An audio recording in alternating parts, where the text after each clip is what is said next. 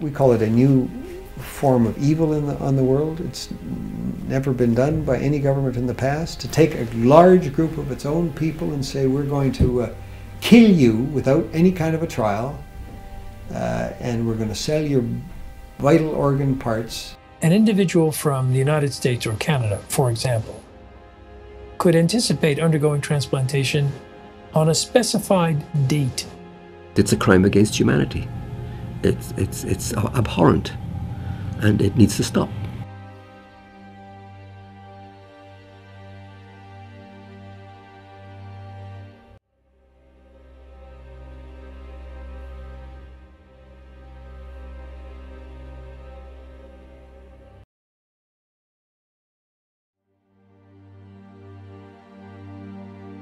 If you're going to go to China and you're going to get a liver transplant during the 3 weeks you are there, then that means someone is going to go schedule an execution, blood type and tissue type the potential executee, and have them ready to go before you need to leave. Starting at the end of 1999, the number of transplants taking place just exploded.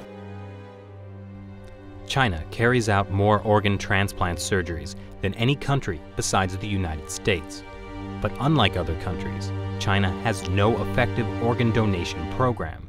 That's because culturally, Chinese people believe the body must stay intact even after death. China's Deputy Minister of Health, Huang Zhefu, has suggested that there are 7,000 transplants every year from the deceased, and that more than 90% come from executed prisoners. The number of criminal executions in China is classified as a state secret, but Amnesty International's estimate is about 1,700. The numbers just didn't add up. There's just too large of a discrepancy there. With only 1,700 executed criminals and no effective donation system, where do the rest of the organs come from?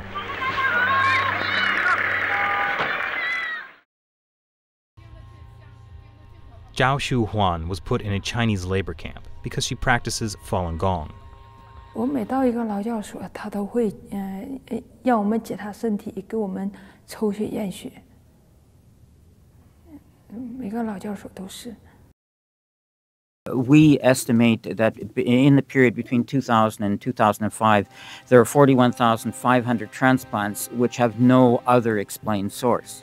I'm absolutely convinced that over a long period from 1999 onwards, organ harvesting from prisoners has been taking place, especially with Falun Gong. 他领了到他那个马三家教养院有医院呢，那个医院就是做我这理解好像就是验尿啊，抽干咳。 Doctors would come into the camps, they would look in their eyes, they would examine their organs with ultrasound and the like. And they were the only people in these camps who were medically examined thoroughly. In 2006, two Canadians, international human rights lawyer David Matus and former Secretary of State for Asia Pacific David Kilgore, started to investigate allegations of forced organ harvesting in China. They found at least 52 points of circumstantial evidence, including websites of Chinese hospitals offering matching organs in less than a week. It's just not possible unless you have an unlimited source of organs. And these are people who are alive. We're talking about live donors. The actual transplant surgery itself was the form of execution. These were living people that were killed for their organs. Makes you think of some grotesque restaurant where you go in and you pick your lobster in a tank. But these are human beings we're talking about.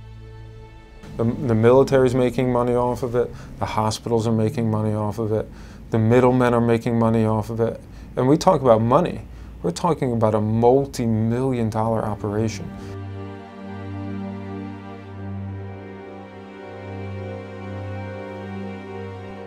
Journalist and author Ethan Gutman decided to carry out his own independent investigation. We had witnesses of disappearances, people who'd been examined and then had disappeared, busloads, entire prison wards which had been emptied out. The signs began to look like something much, much bigger.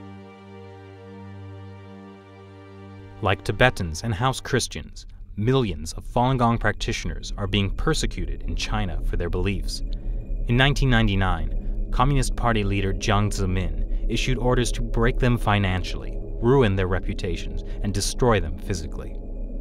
Since then, thousands of Falun Gong practitioners have disappeared without a trace.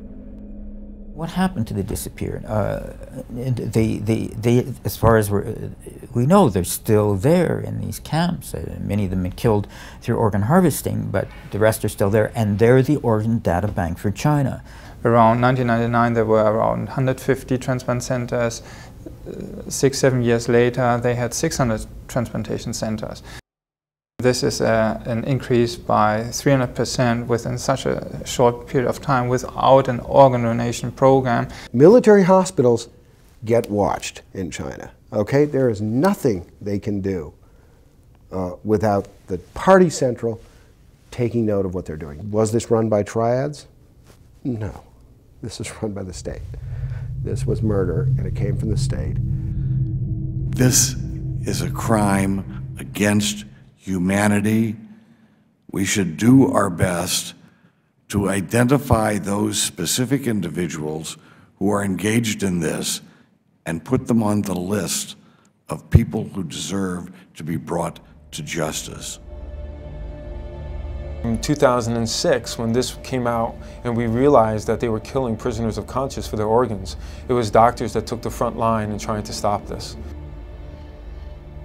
Every day there are a dozen of people that are executed or killed for organs in China. So we have to bring out the message, we have to inform medical doctors to stop this practice.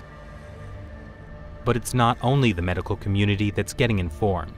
The U.S. State Department mentioned allegations of forced organ harvesting in its annual Human Rights Report on China in 2011 for the first time.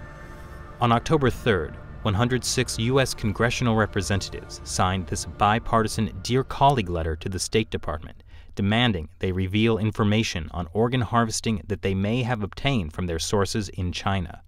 This barbaric human rights abuse must be stopped. But to stop it, we first have to further expose it.